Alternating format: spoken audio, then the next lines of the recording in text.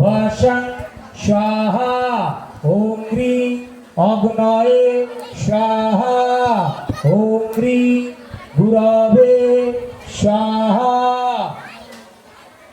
ওম অন্তরাত্মা মে শুদ্ধতা জ্যোতিরহ বীরজা দীপাত্মা ভাষাং স্বাহা ওম হ্রিং অগ্নয়ে স্বাহা ওম হ্রিং গুরবে স্বাহা।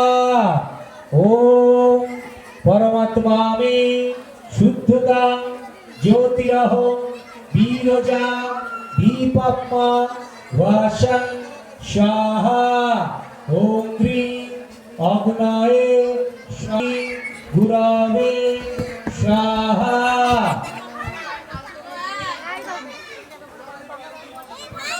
आत्मा में शुद्धता, अंतरात्मा में शुद्धता, परमात्मा में शुद्धता।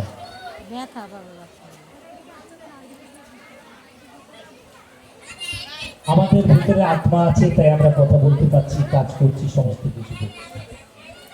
তার ভিতরে একটা অন্তরাত্মা থাকে, যিনি আমাদেরকে যে কোনো কাজ করার আগে আমাদেরকে যিনি সাবধান করে দেন, সেটাই হচ্ছে আমাদের ভেতরের অন্তরাত্মা।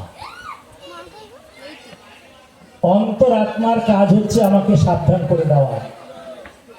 আমি যদি অন্তরাত্মার কথা না শুনে কাজ করি, তাহলে আমার বিপদ অনিবার্য। সেই বিপদ থেকে আমাকে আটকানো যাবে না। অনেকে হয়তো বলছেন অন্তরাত্মা আবার কথা বলে নাকি, অন্তরাত্মা সাবধান করে নাকি? করে। আমি যুক্তি দিয়ে বোঝাই, দেখুন ঠিক বুঝতে পারবেন যে অন্তরাত্মা আমাকে বলে। ধরুন আপনাদের মধ্যে কেউ একজন বাড়িতে একা আছেন, পাড়া প্রতিবেশী কেউ নেই, সবাই কোনো কাজে না কোথাও গেছে, কেউ একজন বাড়িতে বসে আছে।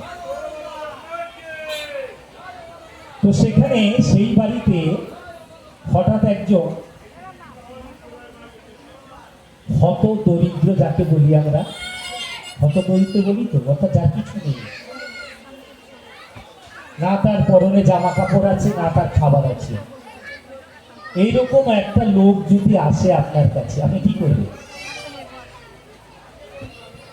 আপনি যদি তাকে সুন্দর করে খাইয়ে দাইয়ে জামা কাপড় পরিয়ে তাকে তার সন্তুষ্ট করে পাঠিয়ে দেন, আপনার অন্তর আত্মা আপনাকে সারা জীবন আপনাকে ধন্যবাদ দেবে, তুমি ভালো কাজ করেছো, এইরকম কাজ সারা জীবন করে যাবে।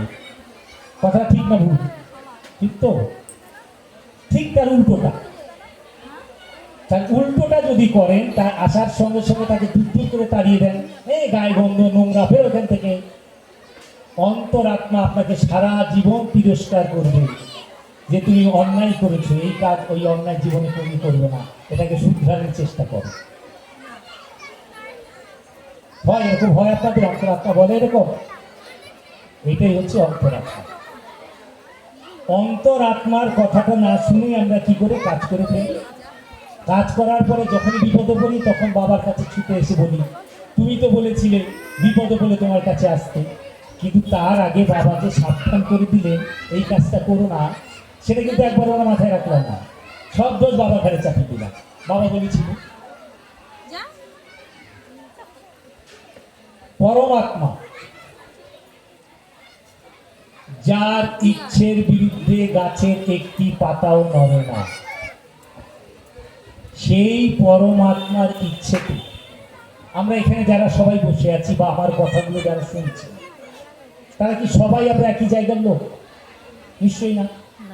আমার কথাই ভাবুন, আমি কতটা দূর থেকে এসেছি। এরকম অনেকেই এসছে এই অনুষ্ঠানের জন্য, অনেকেই দূর দূর থেকে এসছে, কেউ শ্বশুর বাড়ি থেকে বাপুর বাড়ি এসছে, কেউ বাপুর বাড়ি থেকে শ্বশুর বাড়ি এসছে, এর ব্যাপারটা আছে তো।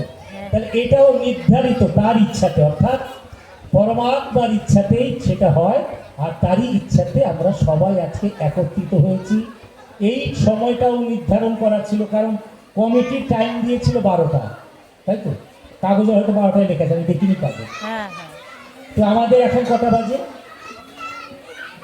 এই সময়টা নির্ধারণ করা আছে যে এই সময়তে এই ঘটনাটা ঘটবে, এইটাই হবে, এই এত লোক এখানে থাকবে, এত লোক শুনবে, এত লোক শুনবে না, এত লোকের মন অন্যদিকে থাকবে, এটা সমস্ত নির্ধারিত।